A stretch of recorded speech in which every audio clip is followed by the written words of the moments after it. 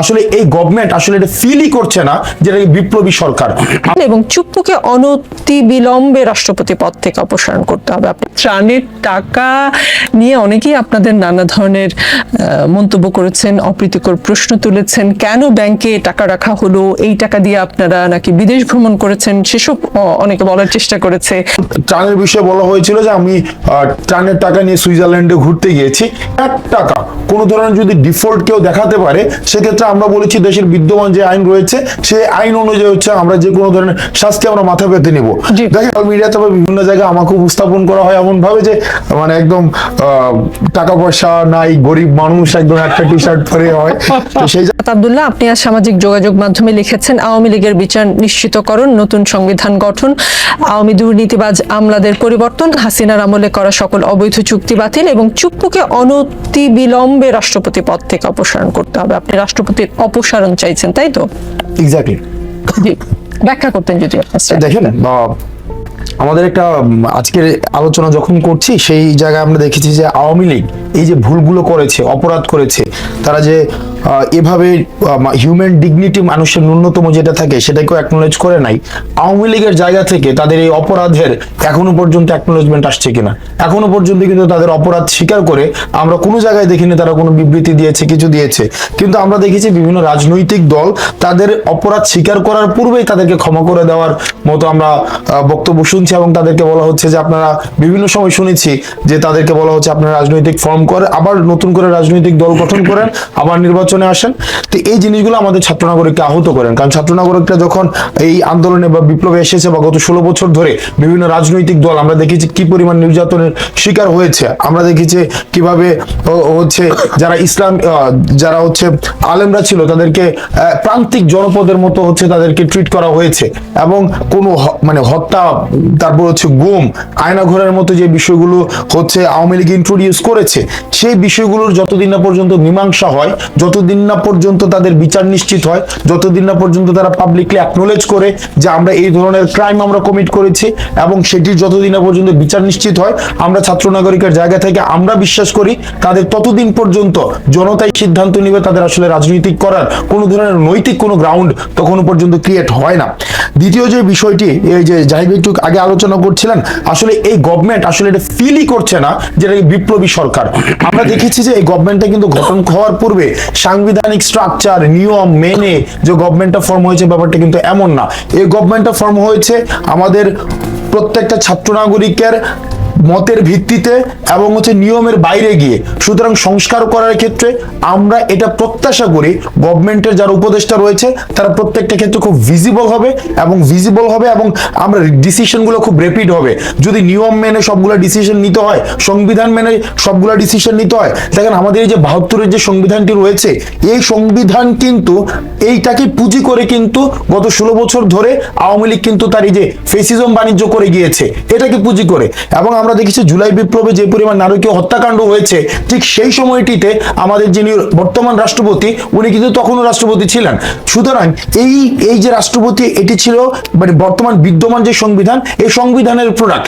সুতরাং এই রাষ্ট্রপতিকে আপনি ক্ষমতার একদম সর্বোচ্চ জায়গায় রেখে আমরা যে সংস্কারগুলোর কথা বলছি, আমরা যে উপদেষ্টাদের মুভমেন্টের কথা বলছি, আমরা যে প্রত্যাশিত বাংলাদেশের কথা বলছি, আমরা যে ছাত্র নাগরিকের প্রত্যাশার প্রতিফলনের কথা বলছি, সেটি আমরা আমাদের জায়গা থেকে মনে করি কখনোই সম্ভব নয়। সুতরাং সেই জায়গা থেকে আমরা বিশ্বাস করি যে আওয়ামী লীগ যত এই যে যা অপরাধ করেছে সেটির অবশ্যই বিচার নিশ্চিত করতে হবে এবং তাদেরকে নিজেদের অ্যাকনোলেজ করতে হবে এবং পরবর্তীতে নিয়ম ভেঙে যেহেতু এই সরকারটি গঠিত হয়েছে, পরবর্তীতে সংস্কারের যে কাজটিকে দ্রুততর করার জন্য যদি বিদ্যমান কোনো নিয়ম ভাঙতে হয়, সেই নিয়মগুলো ভেঙে আমাদের সংস্কারটি করতে হবে। কারণ এই সরকার যদি সংস্কার করতে না পারে, পরবর্তীতে আমরা বিভিন্ন ইতিহাসের বিভিন্ন জায়গায় আমরা প্রতারিত হয়েছে। আমরা বিশ্বাস করি না যে এই কনস্টিটিউশনাল রিফরমেশন এবং ইনস্টিটিউশনাল রিফরমেশন আমাদের পূর্ণাঙ্গভাবে সম্ভব। এবং আমরা যেটি বলেছি যে আমরা হাসিনা সরকারকে দেখেছি বিভিন্ন অসম চুক্তি করেছে ভারতের সাথে তার ক্ষমতাকে টিকিয়ে রাখার জন্য, এবং ভারত নগ্নভাবে তার এই ক্ষমতাকে টিকিয়ে রাখার জন্য, হাসিনার ক্ষমতাকে টিকিয়ে রাখার জন্য বিভিন্ন সময় 14, 18 এবং 24-এ সমর্থন দিয়ে গিয়েছে। সুতরাং যে অসম চুক্তিগুলো হয়েছে, এই অসম চুক্তিগুলো দ্রুততম সময়ের মধ্যে বাতিল করতে হবে এবং সেটির মধ্য দিয়ে ছাত্র নাগরিক যেই স্বপ্নে বিপ্লবটি করেছিল, আমার মনে হয় তখনই সেটির প্রতিফলনের যে রাস্তাটি সেটি প্রশস্ত হবে। ত্রাণের টাকা নিয়ে অনেকেই আপনাদের নানা ধরনের মন্তব্য করেছেন, অপ্রীতিকর প্রশ্ন তুলেছেন। কেন ব্যাংকে টাকা রাখা হলো, এই টাকা দিয়ে আপনারা নাকি বিদেশ ভ্রমণ করেছেন, সেসব অনেকে বলার চেষ্টা করেছে। আরো এমন নানান মন্তব্য আপনি নিশ্চয়ই সামাজিক যোগাযোগ মাধ্যমে দেখেছেন, আমার চেয়ে বেশিই দেখেছেন হয়তো। তো এখন তো সকলের সামনে আপনারা অডিট রিপোর্ট প্রকাশ করলেন, এখন কি যারা নানাভাবে আপনাদেরকে প্রশ্নবাণে মন্তব্যবাণে জর্জরিত করত, তাদের প্রশ্নবাণ মন্তব্যবাণ একটু কমেছে কিনা? দেখেন, প্রশ্ন যারা করছে, প্রশ্ন যারা করবে, তারা প্রশ্ন করতেই থাকবে, অর্থাৎ ইরেসপেক্টিভ অফ লজিক অর ইললজিক, তারা প্রশ্ন করতেই থাকবে আমাদেরকে।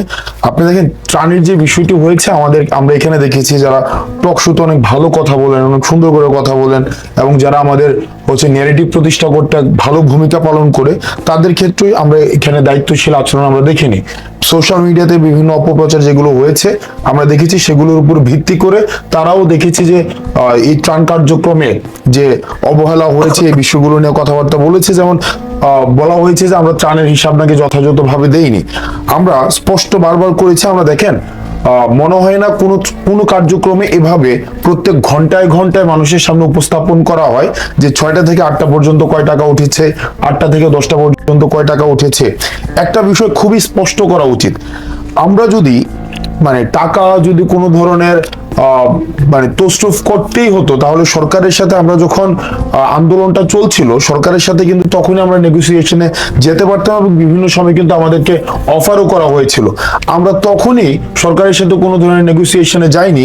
আর সেই জায়গায় ত্রাণের কার্যক্রম যেখানে বাংলাদেশের 20 কোটি মানুষ প্রতিনিয়ত ব্যাপারটি দেখছে, এবং আমাদের ইউনিটির একটা আমাদের ন্যাশনাল ইউনিটির ক্রাইসিস মোমেন্টের ন্যাশনাল ইউনিটির একটা বাস্তব প্রতিফলন ঘটেছিল টিএসসি তে, সেই জায়গায় 20 কোটি মানুষকে সাক্ষী রেখে আমরা 11 কোটি টাকা মেরে দিব, এই বিষয়টি যেমন এটা একটা বাস্তবতা বিবর্জিত একটি বিষয়। যেমন ত্রাণের বিষয়ে বলা হয়েছিল যে আমি ত্রাণের টাকা নিয়ে সুইজারল্যান্ডে ঘুরতে গিয়েছি, বরং এই ছবিটি ছিল 2020 সালের। 2020 সালে আমি নিজের অর্থে, আমার নিজের টাকায়, এবং সোশ্যাল মিডিয়াতে বা বিভিন্ন জায়গায় আমাকে উপস্থাপন করা হয় এমন ভাবে যে একদম টাকা পয়সা নাই, গরিব মানুষ, একদম একটা টি শার্ট পরে হয়। তো সেই জায়গায় কি আমরা এখানে যারা যারা আন্দোলন করতে এসেছি, আমাদের প্রত্যেকেরই নিজস্ব একটি অবস্থান রয়েছে, এবং বিষয়টি এমন না, আমাদের নিজস্ব পরিবার রয়েছে, আমাদের নিজস্ব ইনকাম সোর্স রয়েছে, আমার ব্যক্তিগত জায়গায় একটা ইনকাম সোর্স রয়েছে, এবং ইনকাম সোর্স থেকে বাংলাদেশে ভালোভাবে বেঁচে থাকার জন্য যে পরিমাণ ইনকাম প্রয়োজন, এবং একটা ফ্যামিলি চালানো, নিজে বিজনেস করা, যেই পরিমাণ একদম বলা যায় first class citizen life lead করার মতো যে পরিমাণ ইনকাম প্রয়োজন, সেই পরিমাণ ইনকাম আমি নিজে করতে পারি। এখন দেখেন, আমরা এবার দ্বিতীয় যে প্রশ্নটি এসেছে সেটা হচ্ছে ত্রাণের টাকা আমি ব্যাংকে কেন রাখবো। আমাদের টোটাল ত্রাণ 11 কোটি 61 লক্ষ টাকার মতো আমাদের ত্রাণ সংগ্রহ হয়েছে, টাকা সংগ্রহ হয়েছে। এখন দেখেন, এই টাকা আমি কার কাছে রাখবো? আমার নিজের কাছে, না সার্জিসের কাছে, নাকি নাহিদের কাছে? এখন ব্যক্তিগত জায়গায় যদি আমি টাকাটা রাখতাম, তখনই সেই জায়গায় প্রশ্ন হতো ত্রাণকে দিয়ে টাকাকে দিয়েছে ব্যক্তিগত জায়গায় রাখার জন্য। এই জায়গায় আমরা একটি সমন্বিত ফান্ড করেছি, ঢাকা বিশ্ববিদ্যালয়ের একজন শিক্ষক এবং 2জন শিক্ষার্থী প্রতিনিধি নিয়ে আমরা একটি সমন্বিত একটি অ্যাকাউন্ট করে সেইখানে আমরা টাকাটি রেখেছি, যাতে করে। আর আরেকটা বিষয় কি, আপনার যে কোনো দুর্যোগের 3টি পর্যায় থাকে, দুর্যোগ পূর্ববর্তী, দুর্যোগকালীন এবং দুর্যোগ পরবর্তী। এবং আমরা জানি দুর্যোগ পরবর্তী যে স্তরটি রয়েছে সেটি সবচেয়ে বেশি ব্যয়বহুল। এখন আমরা যদি পুরো টাকাটাই শুধু চিরামুড়ি কিনে ব্যয় করে ফেলতাম, সেখানে দুর্যোগ পরবর্তী যেই ইনফ্রাস্ট্রাকচারাল ডেভেলপমেন্ট, সেখানে কিন্তু আমাদের দেখা যেত সবচেয়ে বেশি যেখানে খরচ হয়, আমাদের সেটা অ্যাসেস করার জন্য আমাদের টাইম নিতে হয়েছে। আর বৈষম্য বিরোধী ছাত্র আন্দোলন যেহেতু একটি নতুন প্ল্যাটফর্ম, আমাদের সেই পরিমাণ লজিস্টিক সাপোর্টও নেই। সেজন্য আমরা বইটা একটা এক্সপার্ট টিমের সাথে বসেছি, এবং আমরা দেখেছি যদি আমরা ব্যক্তি উদ্যোগে সেখানে বিভিন্ন জায়গায় টাকাটা ডিস্ট্রিবিউট করতে যাই, সেটা একটা প্রবলেমের মধ্যে পড়বে যে কাকে কয় টাকা দেওয়া হবে, ফিল্ড অ্যাসেসমেন্টের স্বচ্ছতা আসবে কিনা। সেই জন্য আমরা পুরো টাকাটা, মাত্র 20 দিন সময় লেগেছে, একদম পুরো টাকাটা আমরা যথাযথভাবে প্রত্যেক একটা টাকার আমরা হিসাব করে দিয়ে, তারপর পুরো টাকার মধ্যে 8 কোটি টাকা হচ্ছে আমরা দুর্যোগ ব্যবস্থাপনা যে আমাদের মন্ত্রণালয় রয়েছে সেখানে আমরা দিয়ে দিয়েছি, আর 1,91,00,000 টাকা হচ্ছে উত্তরবঙ্গের জন্য দেওয়া হয়েছে। সেখানে 1 টাকা কোনো ধরনের যদি ডিফল্ট কেউ দেখাতে পারে, সেক্ষেত্রে আমরা বলেছি দেশের বিদ্যমান যে আইন রয়েছে সেই আইন অনুযায়ী হচ্ছে আমরা যে কোনো ধরনের শাস্তি আমরা মাথা পেতে নেব। জি। দেখেন, বৈষম্য বিরোধী ছাত্র আন্দোলনের প্রতিটি পদক্ষেপ নেই, শুধুমাত্র এমন না যে আমাদের 5ই আগস্টের পরে আমাদেরকে বিতর্কিত করার চেষ্টা করা হচ্ছে। আমাদের কিন্তু 5ই আগস্টের পূর্বে যখন আমরা আন্দোলনটি করছিলাম তখনই কিন্তু আমাদেরকে বিতর্কিত চেষ্টা করা হয়েছে। যেমন আমাদেরকে বলা হয়েছিল এটা আওয়ামী লীগের একটা পেইড একটা আন্দোলন, যাতে করে ভারতের সাথে যেই এখন বিভিন্ন সময় প্রবলেমগুলো হচ্ছে সেগুলো থেকে আমাদের কনসেন্ট্রেশন শিফট করার জন্য একটা কোটা সংস্কার আন্দোলন করা হয়েছে, এবং সেটি নিয়ে কিন্তু এবং সেই আইডিয়াতে কিন্তু বিভিন্ন বুদ্ধিজীবী মহলও কিন্তু ফুয়েল করেছে। এখন দেখেন, আমাদের এই যে আমাদের পিছনে বিভিন্নভাবে কোনো ধরনের সাপোর্টিং ডিটেইল ছাড়া, কোনো ধরনের প্রপার ডকুমেন্টেশন ছাড়া এই যে বিভিন্নভাবে ক্রিটিসিজমের যে চর্চাটি শুধুমাত্র এমন না যে 5ই আগস্টের পরে শুরু হয়েছে, এটি 5ই আগস্টের পূর্বে ছিল।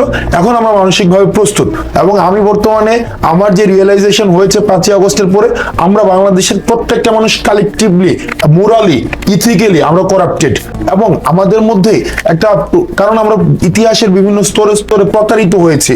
ক্ষমতায় যারা ছিল প্রত্যেকের দ্বারা যেহেতু আমরা ইতিহাসের প্রত্যেকটা স্তরে স্তরে প্রতারিত হয়েছি, এই কারণে যারা এখন আবার বর্তমানে ক্ষমতায় এসছে বা ক্ষমতার সংস্পর্শে রয়েছে, আমরা আসলে তাদেরকে বিশ্বাস করতে চাই না।